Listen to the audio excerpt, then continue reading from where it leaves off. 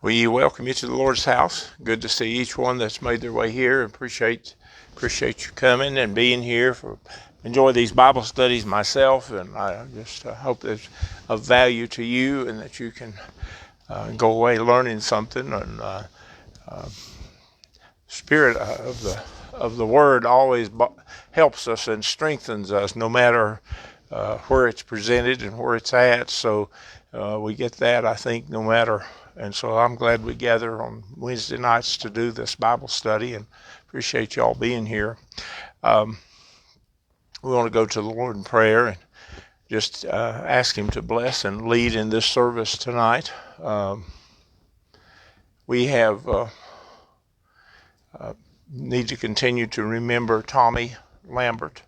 And Johnny, I think, said there's some possibility he might get to come home next week. So remember him, and I pray for him, and hope that he does get to come home. Said he was doing a whole lot better, and he's about half of Tommy. He weighs about 180 pounds, and so well, that is probably a blessing in its own way as far as that's concerned. So just keep praying for him. Any other prayer requests tonight?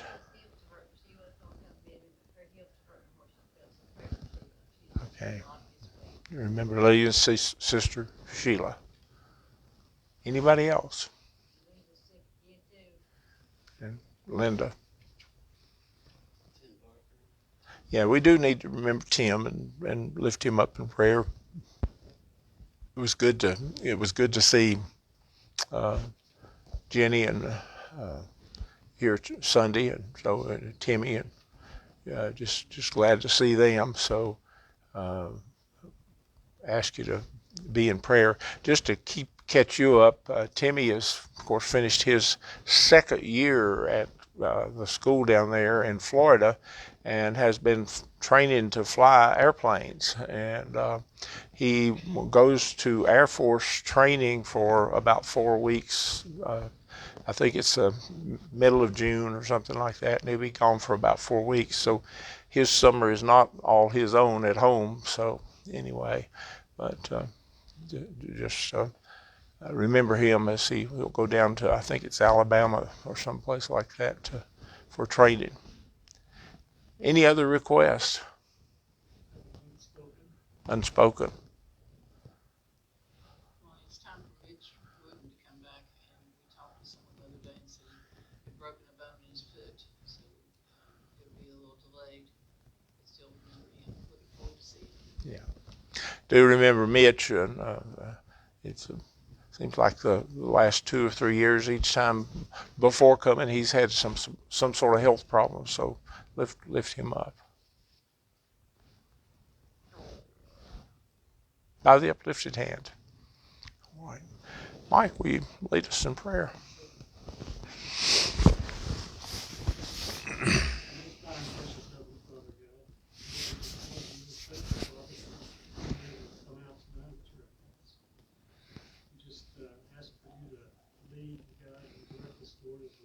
Study your precious Son, Jesus.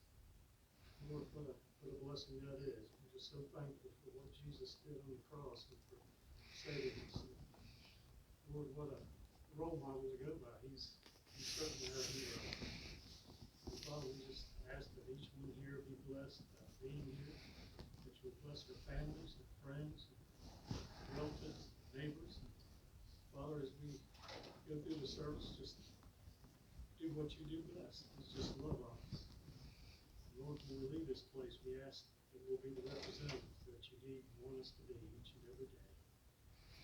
Help us to always remember that we are representatives of Jesus Christ. Lord, we have to fight the good fight, be the example we need to be. Lord, we just thank you for our health and all that you do for us each and every day. Thank you for all these blessings. In Jesus' name, amen. Amen.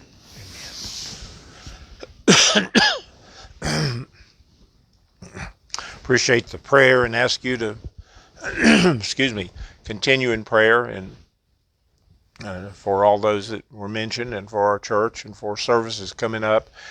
Certainly remember Sunday service and be in prayer also for Vacation Bible School. That'll be happening soon. So just remember those things and pray for those services. Pray. We did talk and meet after church Sunday and talk about the fundraiser for Tim Barker, and of course it was decided to do a spaghetti meal, and then also to do a silent auction. And so Sunday coming, we'll ask people to volunteer to do various things, and we've got a sign-up sheet for that. We've got some flyers that'll be ready, and tickets for the meal if people want to take those, and ask people, that sort of thing. So we've got those things starting to happen. Jeff is responsible for the silent auction, and if you have items, or if you have a chance to talk to someone that would be able to donate an item, it's fine. It doesn't have to be a brand new thing, as long as it's in good condition, as far as that's concerned. So we'll be having those things set up, and if the weather's nice, we'll try to set them up out in the picnic shelter and out in that area there. We asked the ladies of the church to bake desserts, not only for that night, but also some cakes maybe that might sell in the auction also. So just be aware of that. And then, of course, love offerings and that sort of thing. And we say, the meal's suggested price $8 or a donation, and so you do either way you want to do it. So just be in prayer for that, and pray for Tim and Jenny, and hopefully this will be a good help to them, and that's the whole point of what's going on with it as far as that. Any other announcements?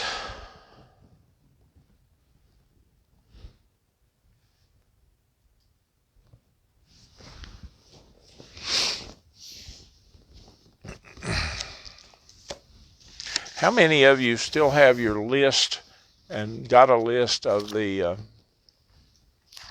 parables that I gave out at the start? And there's some that don't have, right? That didn't have them.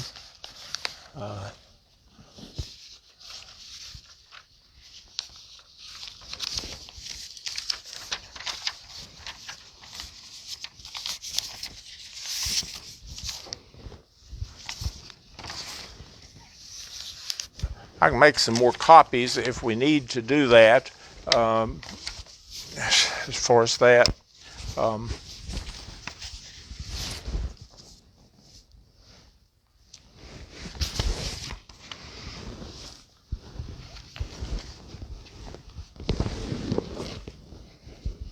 have a few copies. Jeff.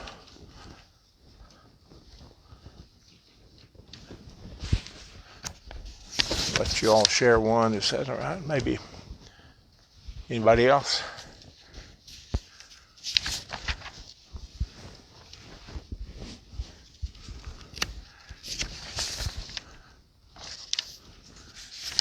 Parables. Okay. One more if anybody wants it.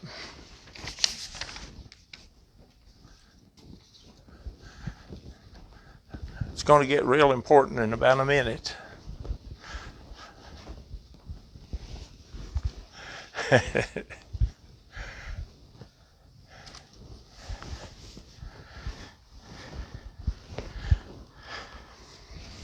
As you can see, there's a huge list of these, and really and truly, some people look at the various lists that there are of the parables, and what they say is, well, maybe that's a parable, maybe it's not, and so you have that to contend with. But I kind of agree with this list as far as that's concerned, and so we have a list that of the various parables, the stories Jesus told to make a point. But there's a good sized list of them. And it's kind of difficult in one sense for me to go through 2 or 3 or 4 at a time up here, and I wanted to move through them a little faster than we have been as far as that. So I was going to ask if it would be okay with you guys, and if there's somebody who doesn't want to do it, it's fine. But if I gave you a parable to look up and work on and then report back to the group on, would that be something that you would be willing to do? Okay. Start with with number 8, because I'm going to do 7 tonight. And somebody tell me who wants to do number 8. Michael. Who wants? Somebody give me another one that they want to do. It could be 9, or you could just go to a different one.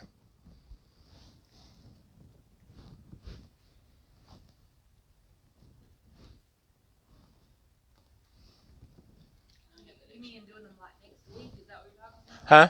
You mean like we'll do them next week? Like next week or the next week, what we will do. I gave it to.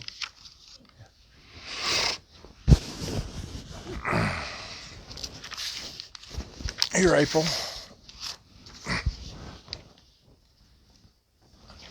Okay, who would like to do number 10? Unfruitful fig tree. Okay, Kendra. Sower and the 4 types of soil, which is a pretty detailed one. Who wants that one? Mike? Weeds among good plants. Number 12.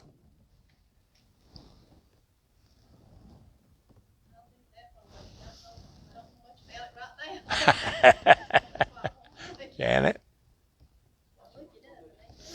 And how about 13 or 14? Anybody want one of those?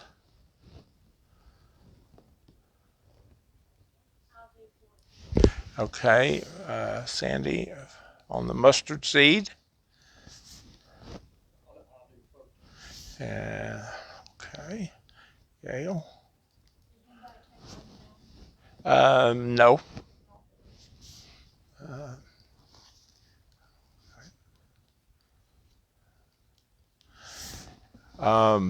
Yeast, 15. April. Hidden treasure, number 16. All right, Debbie.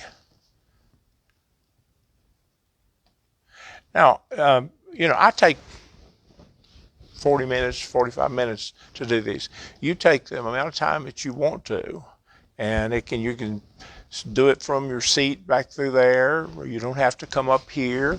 We're not expecting you to teach a whole lesson on it. Probably 2, 3, 4, 5 people might do theirs in one evening. I doubt Mike will, but the others, he might. It depends. But it has to do with the length of that particular parable. And, so how about the valuable pearl, number 17?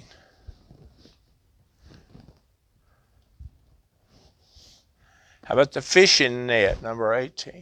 I'll take that one. All right, Josh.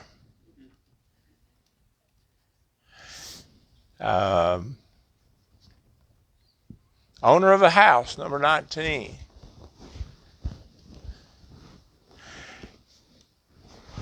See one that you'd like, raise your hand and tell me which one it is.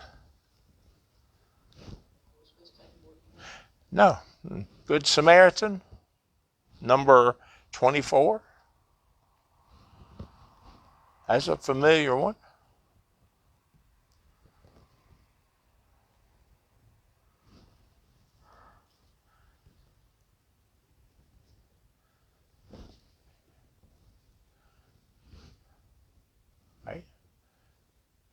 Let's see. Anybody pick one? Okay, that's number 20. All right. Bree.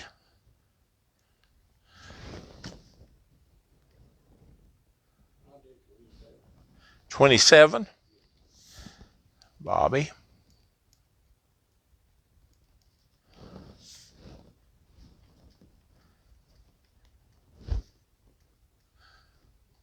And I realize that some of you might not be here next week, but this will take us a week or two. So, the fact that you might not going to be here one Wednesday night, we can move it to the next week, or that's not a problem. Let's see.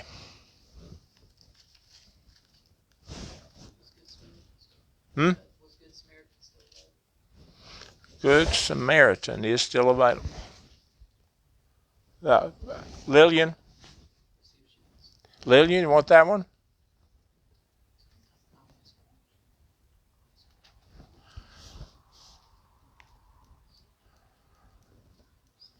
Anybody else?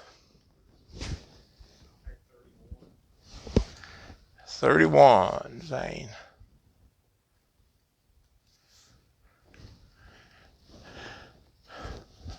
Okay, I'm going to ask you, and basically what I'm asking is, do you want one or you don't? Jeff, you don't? All right. Matthew? No. Luke?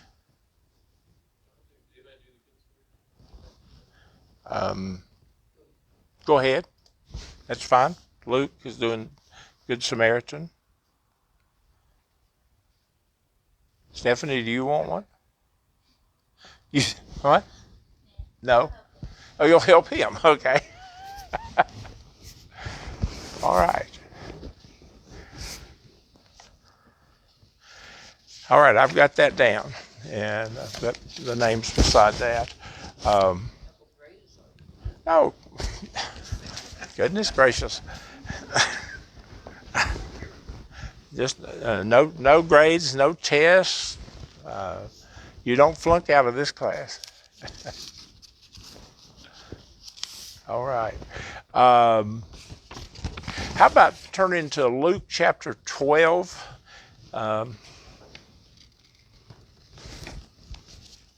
Luke chapter 12.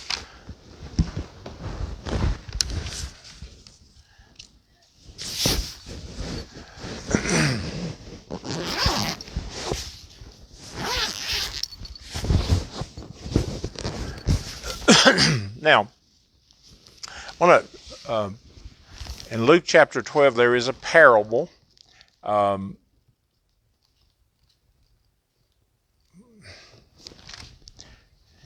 That parable starts in verse 16 and runs through verse 21.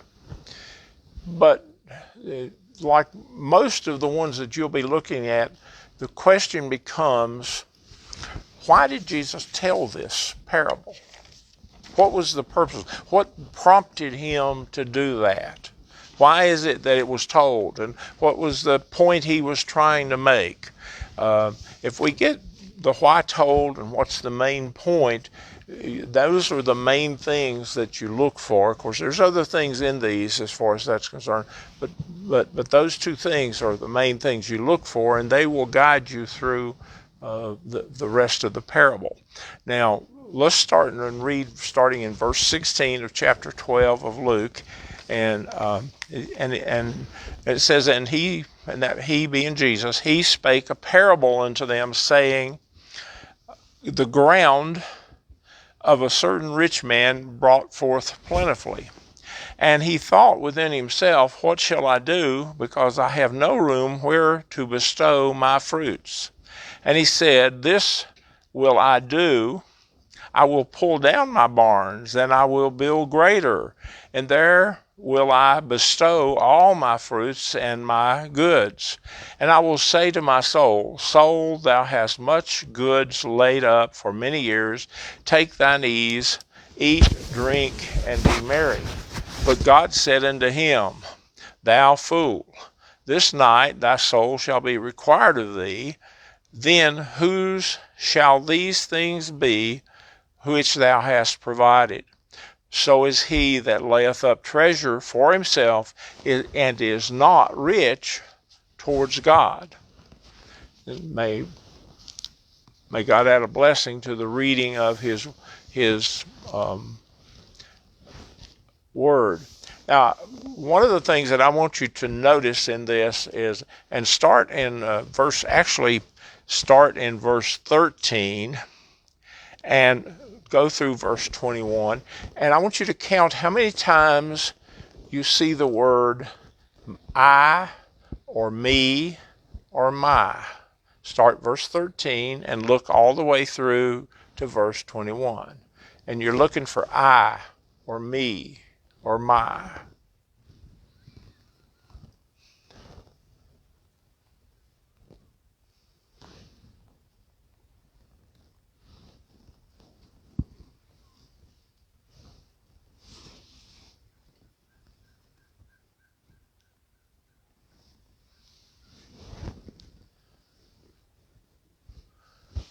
What number did you come up with? I haven't counted them.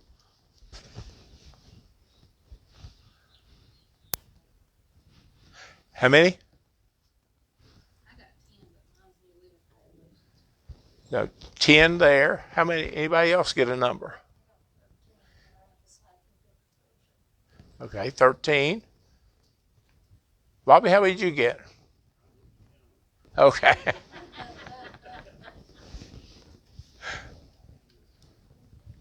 17? 8. Yeah.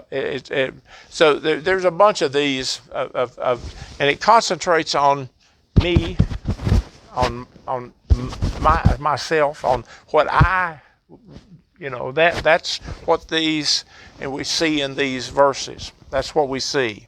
Now, if you look at this, what you see is a bunch of, and particularly in the proverb, you see a bunch of I will. In the King James Version, it comes up with I will. This will I do. I will pull down my barns, and there will I bestow on my fruits. And in verse 19, I will say to my soul, So in other words, there's these words where he says, I will do this. It's me doing this. I'm going to do this. And so the parable becomes a thing where you look at this man's desire to do himself, that what he thinks he has done. Now, let's go back and let's look and see. Let's see, why did Jesus tell this parable? Starting in verse 13, and one of the company said to him, Master, speak to my brother that he divide the inheritance with me. Sounds like the parable of the son, the two sons, the parable of the son that says, Daddy, give me my half of the money, or give me my portion of what my inheritance is, and I'm going to take off. And so he takes off. But this is a person who comes to Jesus, and he says, Master, I want you to speak to my brother. Go talk to him, and that he would divide the inheritance with me. Now, why would he not divide the inheritance with him? Well, what you have to realize is that if you're looking at brothers inheriting from a father, what happened was that the older brother got 2/3, and the younger brother got 1/3. Now, why would the older brother not want to give his younger brother the 1/3 before Dad's dead?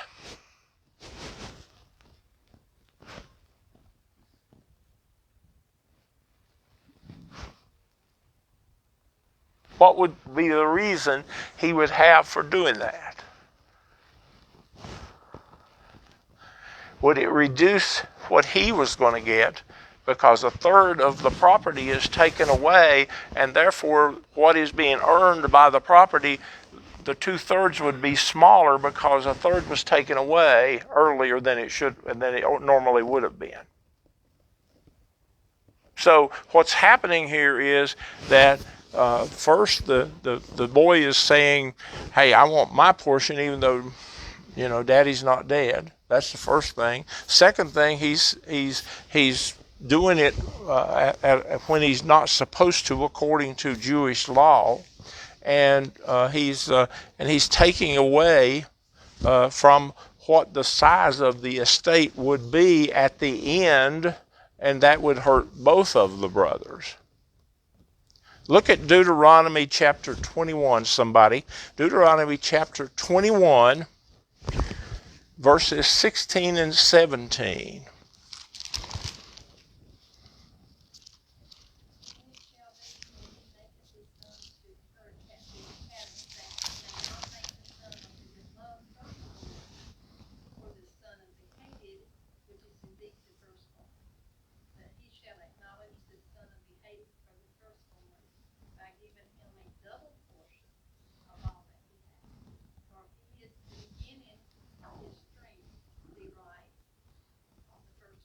Yeah. So what happened was, and see, there may be another side to this too. Let's say instead of 2 sons, there's 5 sons. The oldest gets 2/3, and the third then is divided between 4. So it could affect more people than this. So that's part of it. Numbers 27, verses 8 through 11. Numbers 27, verses 8 through 11.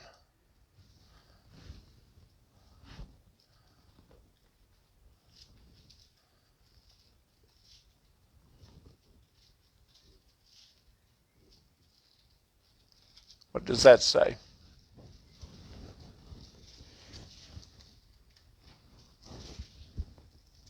And you shall speak to the children of Israel, saying, if a man dies and has no son, then you shall cause his inheritance to pass to his daughter. If he has no daughter, then you shall give his inheritance to his brothers. If he has no brothers, then you shall give his inheritance to his father's brothers. And if his father has no brothers, then you shall give his inheritance to the relative closest to him and his family, and he shall possess it. So you see, it was very specific how the inheritance was going to be handled, and it was handled by the law. It was handled by judges, and so we look at this and we don't think it's very fair, do we? You can see that there's but at the same time it was written in law, and it managed to take care of the problem most of the time. But here we have a young man, or a man, who says, Master, calling Jesus Master, I want you to go to my brother and tell him to divide the inheritance with me. And Jesus is talking back to him and says this. He says, man, who made me a judge or a divider over you? In other words, Jesus tells him, look, this is not my responsibility. That's not why I'm here. That's not what I'm doing. That's not my responsibility to do that. Yet we know that Jesus will one day judge all. We know that, but that's a different thing. That's a very different thing. Here, walking around in this day and time, Jesus was not a judge that would say, this property or this property goes this way. It was not that. That was not why he was here. And he said, unto them. Everybody listening. Now he leaves the young man or the man that's asking this question, and he says, "Take heed and beware of covetousness. For a man's life consisteth not in the abundance of the things he possesseth." So what you have is Jesus then turning around and saying, look, you need to be careful. Don't covet. A man's life consists not in the abundance of things which he possesseth. In other words, Jesus is saying that riches is not all there is to life. That the wealth of this world is not the most important thing that there is in this life. And then he tells this parable. Why would he do that? What has the parable got to do with what has just happened? Explain what's really important. Yeah. And it shows an example of somebody who has put everything that he believes and thinks and everything that he is on his monetary gain, on what he has earned. And so he's making the point that just that right there's the point that you look at. Man's life consisteth not in the abundance of the things that he possesseth. Man does not live by bread alone.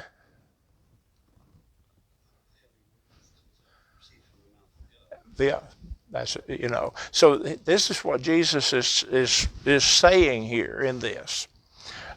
He's letting these folks know that there's a problem with this. What is the main problem this man and the parable has? What's his main? He's greedy. That's exactly the thing. He's greedy. Now, could we make that same point about the man starting in verse 13, the young man who comes to Jesus?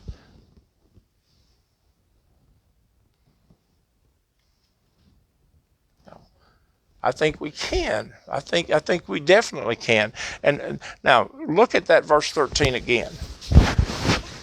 Does it actually say, I just want my third and leave? Or does it say, will you make my brother divide equally with me?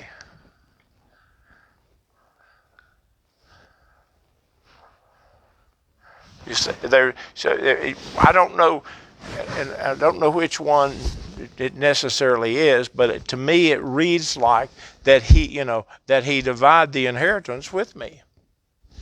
Well, you divide it if he gets a third and his brother gets 2/3. Yes, it's divided, but is that what he's asking? And so there is this thing of greed that's there.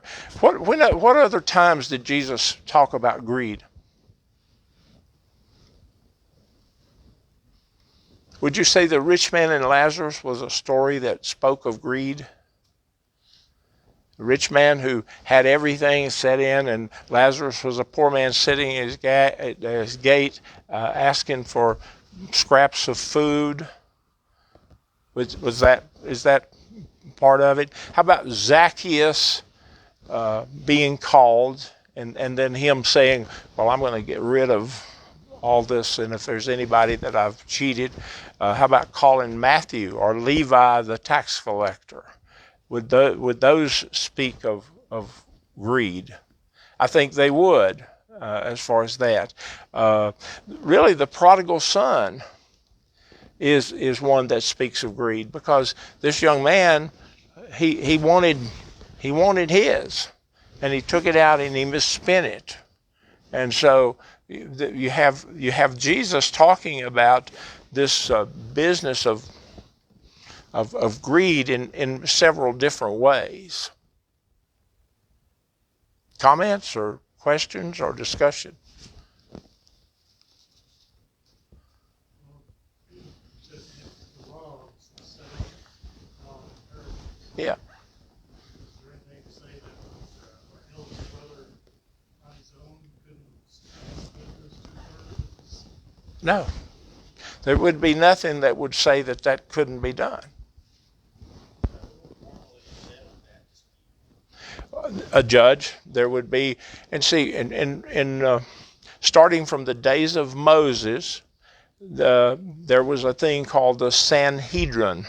The Sanhedrin was a body of 70 judges, and those 70 judges, they first, when Moses was there, they were to take the burden off of him, because everybody was coming to Moses, settle this, settle this, settle this, settle this. His father-in-law came to him and said, that's stupid, assign some other people. So he assigned other people, and this became the Sanhedrin, a body of 70 judges who ruled basically over Israel, because they were the court and because they were religious leaders. And so you had in Israel what's called a theocracy. You had a government that was the church. So in this case, the judge was who would make this decision, one of those men.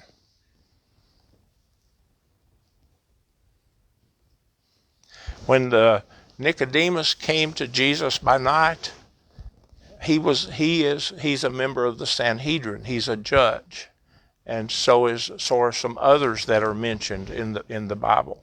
But that Nicodemus was one of those members of the Sanhedrin.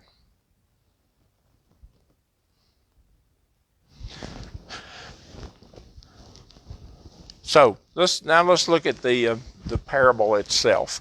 It says, and he spake a parable unto them, saying, the ground of a certain rich man brought forth plentifully. So what's going on here? We got a really successful farmer. He's he obviously has to work hard. He's obviously one that does. He went out and he planted, and he's grown, and his return from his crops that he's planted just amazing, plentiful. A bumper crop. And this is not the first time this has happened. We know that because his barns are already full. It's like a guy who has 50, 60, 200 head of cattle, and he's got fields, and he's got so much hay coming in, he's got so much corn coming in that what he feeds to the animals, it does. The barns are just absolutely full with that. If he has other crops and other things, they're just plentiful, and there's nothing about those crops that he's gotten out and he's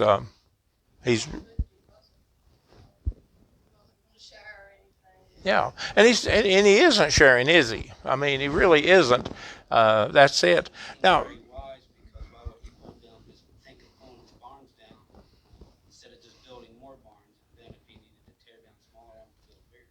yeah. I just thinking that doesn't make a lot of sense. This will I do. I will pull down my barns and build greater. Well, why don't he build greater then pull down what he doesn't need build? Yeah. Yeah. Whether he does it either way, the idea is I'm going to store more that I have. I'm going to store more that I have grown. Now, that creates a question I want you to answer. Is it a sin to be a good farmer? See, that's not the question here, is it? That's not the... Rich, successful life, Yeah. Mm-hmm. Yeah. So, in other words, he's doing so very, very well that, as we've already said, he's got no place to store this stuff. And so instead of thinking of giving some away or of, of selling it and giving the money away, instead of anything like that, but there's an even deeper problem. There's an even deeper problem. And so here he goes. And he said, "This will I do. I will pull down my barns and I will build greater, and there will I bestow my fruits and my goods." So he's going to keep and pile up and pile up and pile up. But then here comes the rest of it. "And I will say to my soul, Soul, thou hast much goods laid up for many years. Take ease, eat, drink, and be merry." What's the problem? It's selfish. Yeah. Yeah. Yeah. Who's he depending on? Himself. Is he giving any attention to God and God's blessings to him? Is he doing anything like that at all? Yeah. Look what I did. Patting himself on the back. Look at me. Look at what I've done. That's what he's looking at. So how would this man be thought of in his community? Don't we as people often say, the rich people, they've got to be more successful than those who are not rich? Don't we say that? Don't we think that they're more important? And we seek after them maybe to be on boards and things like that more so than we do, And if they say something, maybe they're more believable because, hey, they've got to have it right. But this man is, is that the case? Are you more successful simply because you have wealth? And that's a question here that comes out of this. Are you more successful? Are you is this business of laying up things towards God? Yeah. Yeah.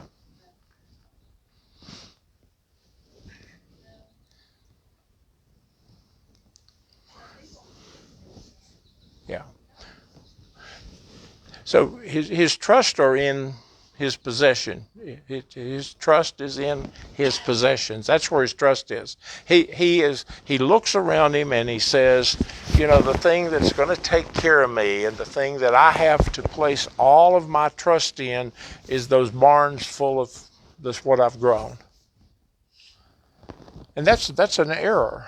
We've got to trust in God because, those little barns could catch on fire and burn, and I don't, maybe everything you've got is gone, but what you lay up with God, it doesn't burn, it doesn't rust, the moth don't eat it.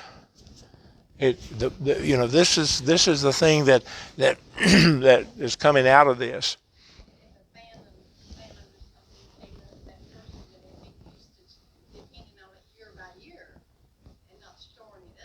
Mm-hmm. Would be better off than the individual that did, because they're not going to panic and, they would be able to handle the situation. Yeah.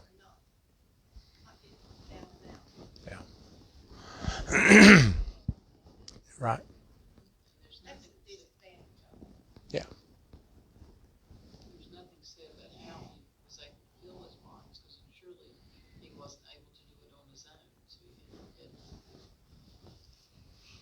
Probably had somebody working for him and that sort of thing. We don't know that he's, the next door neighbor needs some seed. The next door neighbor is not doing as well farming. The next door neighbor doesn't have water on his land. The next door neighbor doesn't have all this stuff laid up in his barns. Is he going to help him? We don't know for sure from this, but the attitude that he has kind of leads us to believe that he wouldn't. Yeah. Wealth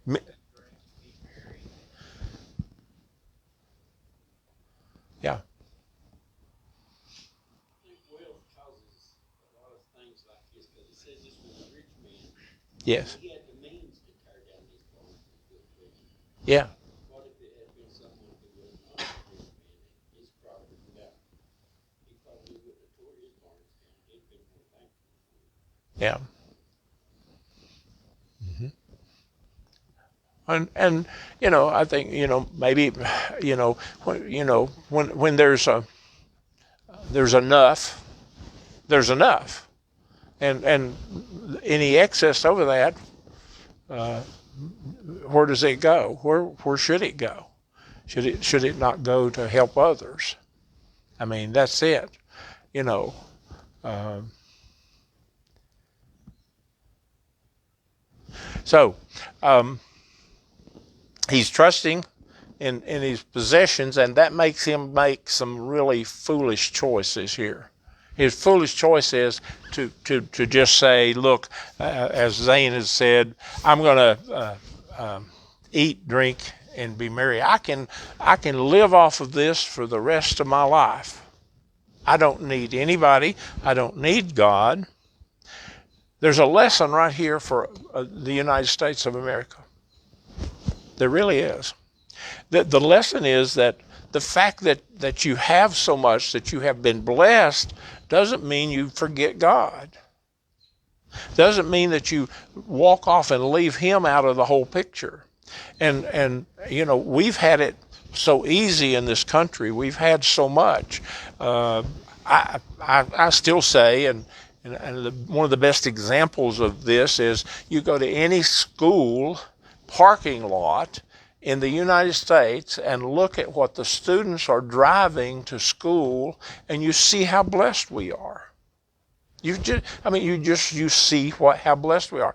Now, no, everybody doesn't drive a big fancy car, but look at the number of cars that there are there, and look at the number of ones that are. I think we get so dependent on what we have, on what we've got stored up, what's in the bank, what land, what job. We've got so much of that we just say, well, we don't need God. And I think that's the attitude this man has. I don't need Him.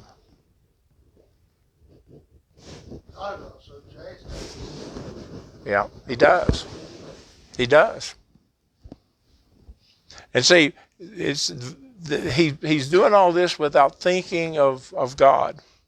And then verse 20, but God said unto him, thou fool, this night thy soul shall be required of thee, then whose shall these things be which thou hast provided? In other words, you're going to leave it all. You're going to leave it all. And, he could build the bigger barns. He could pile up another small barn beside the ones he's already got. Doesn't matter. He could add to it. He could have the next 3 years be bountiful crops and just store it all up. But at the end of it, God's going to say when he goes, and he's not going to, and this is not going to profit him one bit. The last verse there, 21, is one that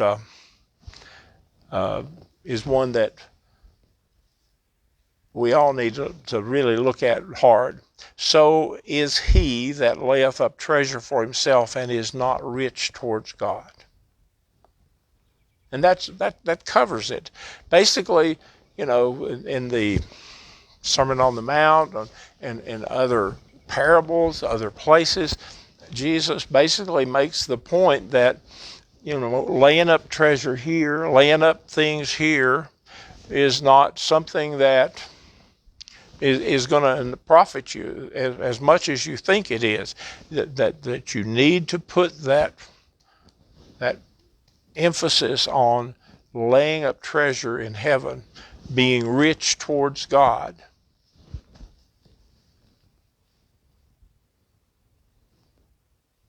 Now, Jesus, that's not all Jesus had to say. And I'm going to read just a little bit here and listen to what Jesus, he turns to his disciples and the others that are listening, and he says this, Therefore I say unto you, take no thought for your life, what you shall eat, neither for the body, what you shall put on. The life is more than meat, and the body is more than raiment. Consider the ravens, for they neither sow nor reap, neither have they storehouse nor barn. God feedeth them. How much more are ye better than the fowls? And which of you, with taking a thought, can add to his stature 1 cubit? If ye then be not able to do that thing which is least, why take you thought for the rest? And then consider the lilies, how they grow. They toil not, they spin not, yet I say unto you that Solomon in all his glory was not arrayed like one of these. So you see where I'm going with this? You see where this next section of red letters there? And it's Jesus turning to his disciples and saying, okay, guys, the point is this. All that you have here, it's not of value when you compare what you can have in heaven. And what you need to have, you need to lay up. And we often read that section starting in verse 22, and we read it separate. But it's Jesus turning to these disciples, and I wonder if that poor fellow that asked him the question is still sitting there and hears this. And, he's saying, I want what my brother has. I want this. I want it right now. And Jesus is saying all this, and he's sitting there hearing it.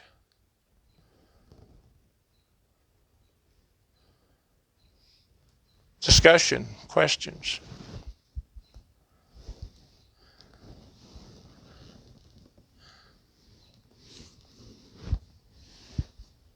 But, it's interesting that Jesus, he says that, verse 15, take heed and beware of covetousness, for a man's life consisteth not in the abundance of the things that which he possesseth.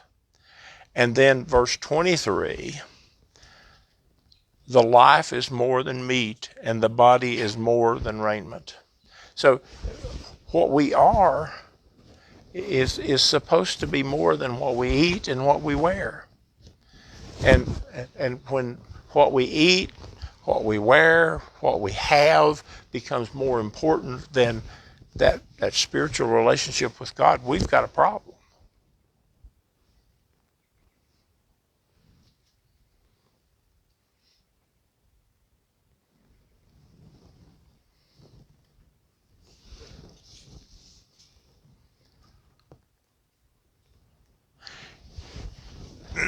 The last thing I want to say is that it doesn't matter. Wealth is not always money. Wealth is not always what's stored in a barn. Wealth can be our health. It can be our abilities. It can be our talents. What else can it be?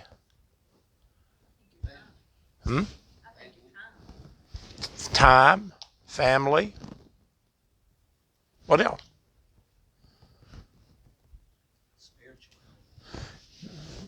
Our spiritual health. And the salvation, our relationship with God. That's a great wealth, isn't it?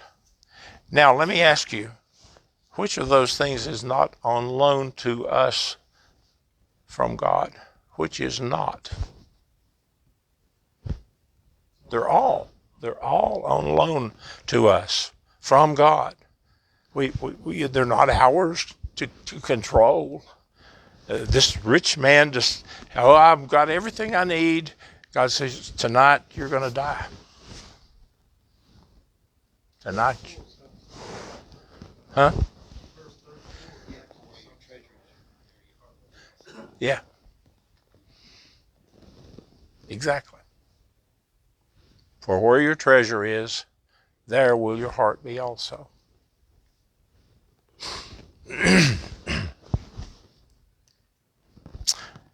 Okay. Any discussion or any questions? Anything you want to bring up?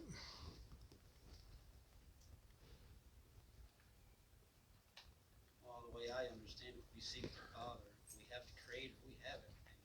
Yeah. That's how we should. Well, what he says is, if you have Jesus, if you have salvation, then everything else you need will be added to you. Well, when I was reading the Bible, I was kind of slow down. 13:33 says, "But unto the tribe of Levi, Moses gave not any inheritance. The Lord God of Israel was their inheritance, as He said unto them." And that's where my first aha moment was. That's the inheritance. Yeah. Father.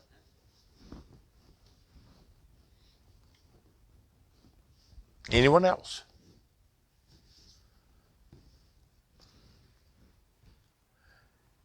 Okay. Now, next week, we'll let you all start with yours. And again, just, whatever you want to present is fine. It can be short, it can be long, it can be from where you're sitting, or I'll go sit down and you can come up here. Either way you all want to do it. And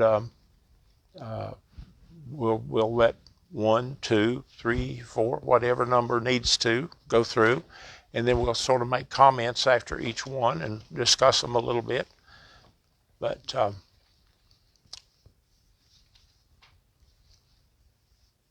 any of What book is this? what? Number 18. Number 18? You don't say what book. Oh, I'm sorry. Number 18 is that is in Matthew. If you look at it, it's Matthew, Mark, and Luke is what the order is going across there. If you'll notice, if it's in John, it has John written beside it. So the first column is Matthew, the second column is Mark, third column is Luke. I was looking at John. Isn't something like the true vine also? Yeah, it is. So there's probably, well, outside of Jesus. Yeah, absolutely. Okay. Will you stand, please?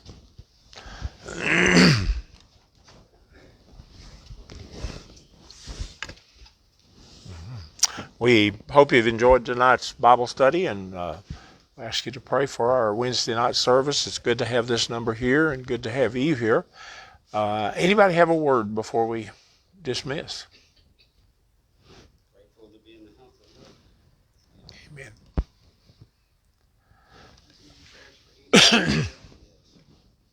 Yeah. Gone so long, I realized how great job I did. They did, didn't they? I think the church really looks nice. We had during our revival had several people mention that and say that it really looked nice.